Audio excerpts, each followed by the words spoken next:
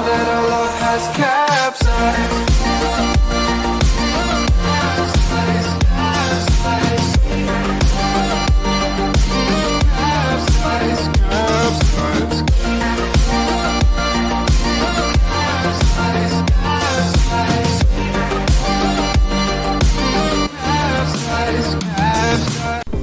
现在我们要去博物馆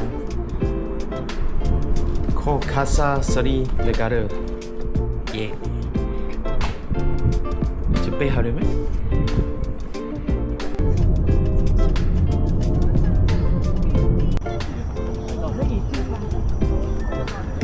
这里是 Seri Negara。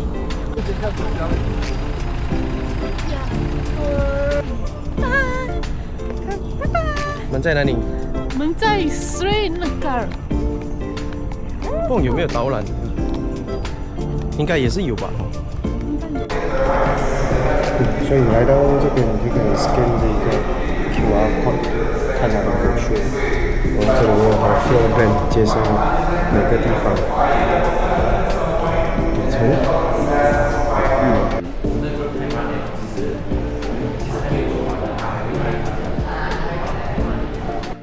OK， 所以这个是它的模特令，1913年建的。这个1898年在下面，然后还有这些 auxiliary building，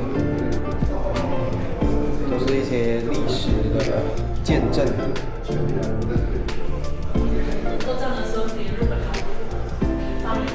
是它的地图。So, Carcosa Seri Negara is actually two separate buildings. It's commonly mixed up among people. They think that it's actually one, but it's two separate buildings. Carcosa was built in 1898, and it is located 1 kilometer not far from here, up on the hill. And Seri Negara was built in 1913, and initially it was given the name Federal Lodge, and later on, over time, the name of this building changed as the leaders changed. So in 1915, it was given the name the Government's House, and in 1930, it was given the name the King's House. So later on, after our independence, it was given the name Istana Tetamu, also known as the Gas Palace. And finally, in 1989, it was given the name Seri Negara, the building that you're standing in right now, also known as the Beauty Heritage Hotel. At our independence, many expected that our first Prime Minister, Tunku Abdul Rahman, would live here at Seri Negara, but the leadership chose Sri Taman instead.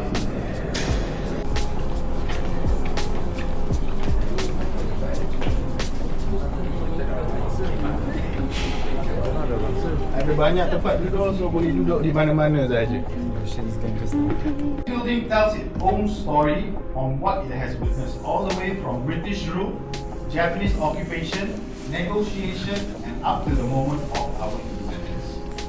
As you watch, remember how different spaces was remembered by this building and the stories that it has carried. So before we start, a quick announcement there again, no video recording. Alright, so in Gallery 2, I'm going to talk about people, power, and place, which took place during the 1900s all the way up to 1948. Earlier we saw how KL took shape within the empire. Here we're going to focus on how the people lived within the empire. How they built communities, how they resisted, how they negotiated power and imagined for something different. So around you there are interactive stations. As you explore, I will share a little bit on each of these sections, which shows a mapping of a fragmented land on how Malaya, Sarawak and North Borneo was divided into 5 different colonial systems. The Strait Settlement, Federated and Unfederated Malay States, Sarawak under a Brooke Dynasty, North Borneo under a chartered company, and later the Japanese occupation. So this interactive map lets you to see how borders and labels change over time and how colonial cartography shaped the borders we recognize today. So this bookshelf recreates part of the intellectual world of colonial administrators like Mr. Frank Swettenham. But the interactive tablet over here does something important. It puts local voices back in. So later everybody will have time to go through the books. There are a total of 4 books. Please do not try to pull this book because this is our only displays. So there's nothing inside. You want to read? There's an interactive tablet over here which you can go through. So this wall shows the people who have worked here during the Istana Tetamu. And as you read on the information panel, there's a very significant name called Mr. Jalur Gemilang. So you may ask, who is this Mr. Jalur Gemilang and why is it significant? So let me explain. Jalur Gemilang is the son of the waiter who used to work here in Istana Tetamu. And at the same time, Jalur Gemilang was born and raised in this very building. For example, this picture is his family picture, where the father, the waiter, the mother, Jalur Gemilang, and his brother. So it's not just his picture or his family picture, there's also pictures of people who have worked here. For example, this picture was taken during the first Thomas Cup, together with the workers who have worked here.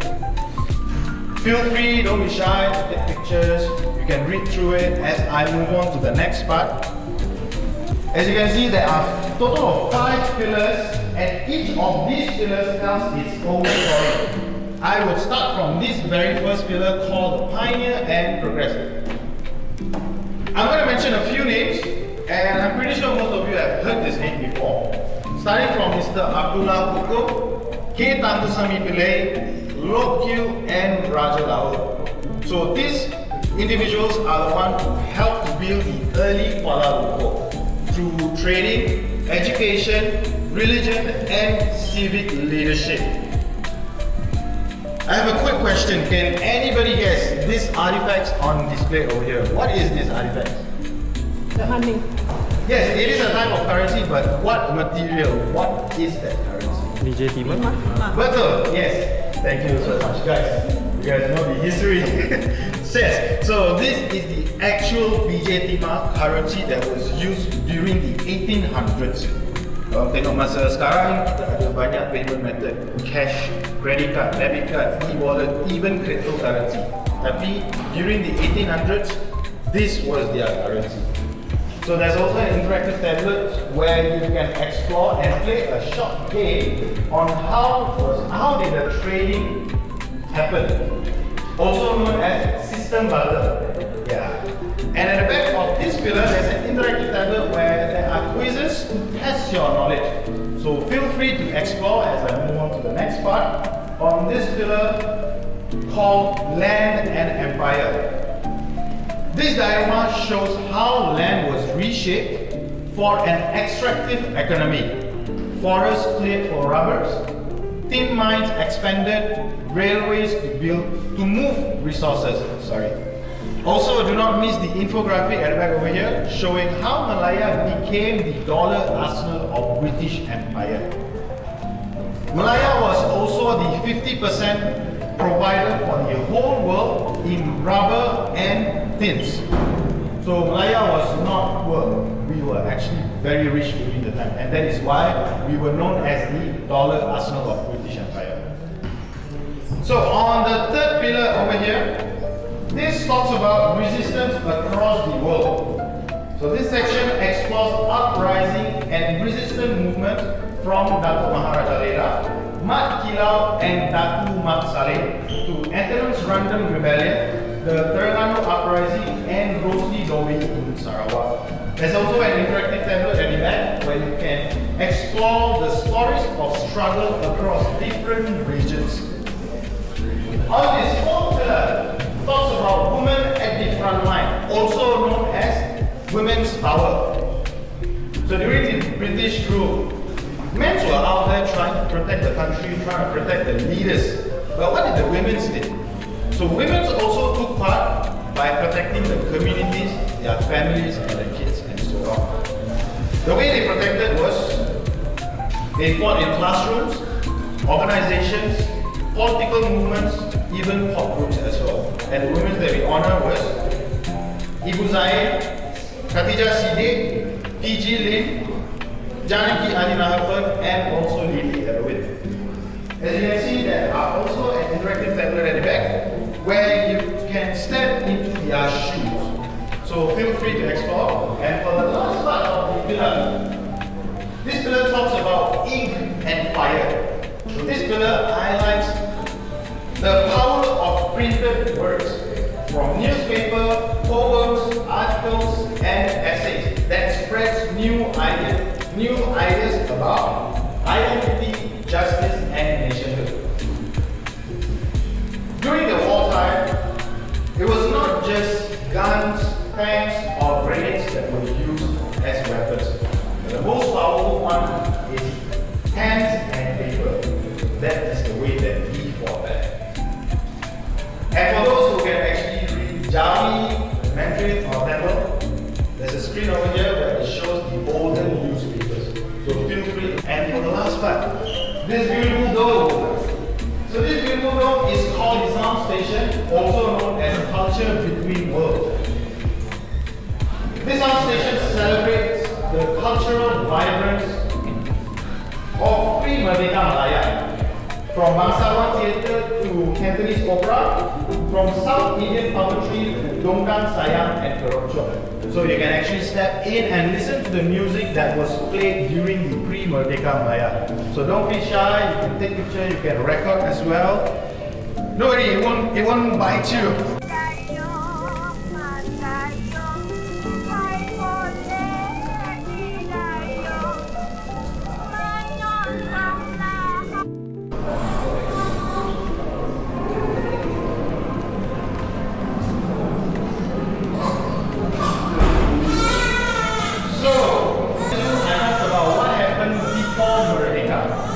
Here in Jalur I'm going to talk about what happened during Merdeka from 1946 up to 1957. So this moment was a crucial decade when Malaya moved from protest through negotiation and then later independence. On the screen on my left, you see footages of the rise of nationalist consciousness, early political gatherings, marches, and the crowd in Malacca when Tunku Abdul Rahman announced that the date for the independence had been agreed. And the screen on the right, you'll see the key moments directly linked to this house. For example, in 1948, the Federation Agreement, 1957, the Independence Agreement signed at King's House, and the scenes from the Merdeka Proclamation at Stadium Merdeka. If you could bring your focus to the table over here, the Federation of Malaya Independence Agreement was signed here at King's House on 5th of August 1957. The document and the table displays represents the formal negotiation that happened this very house. But it's not in this room, it's actually downstairs, which I will bring all of you later. So if you turn your focus to this picture on this wall, please do not touch the picture. It's very valuable and it's the original piece. So, can anybody guess the very famous man on the middle? Yes, sorry, it's Tunku Abdul Rahman, our first Agong. You may also notice him on our cash, on our bank note. Yes, that's the very gentleman. Our first Agong, and on the left is Tunku Abdul Rahman, our first Prime Minister. And the British man on the right is named Mr. Donald McLeary, British High Commissioner during that time. And this picture was taken right after the 15 signatures took place on 5th of August 1957 here in Seri Negara. So you can follow me.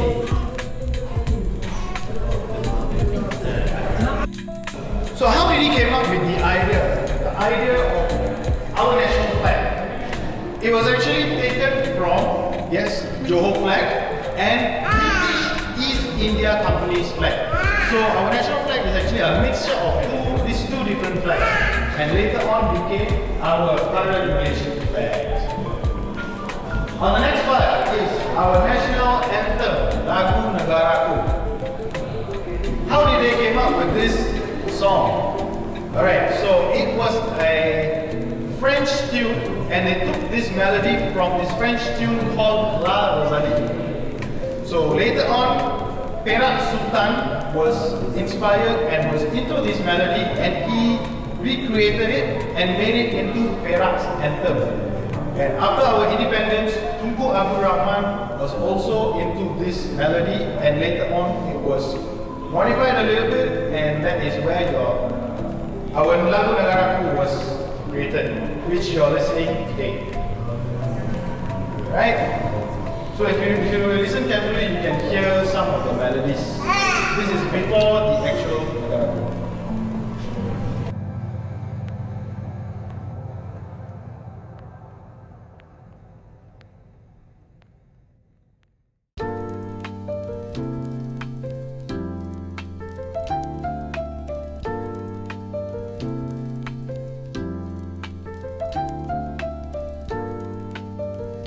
Boleh foto bu. Boleh ya? Boleh. Boleh tukar. Yeah, background boleh tukar. Change this one.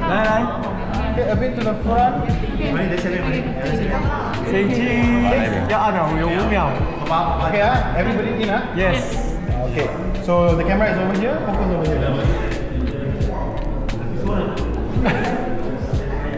One. 哎呦，这是我。Oh, okay, good. Or maybe just take a picture first. Okay, this is nice. 还可以拍照条。 Alright. Where you can see the three most iconic buildings: the Merdeka Tower, KLCC, and also the KL Tower.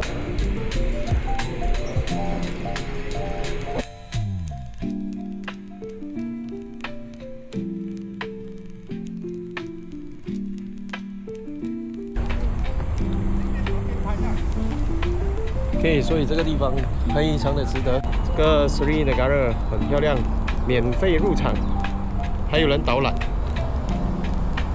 值得一来。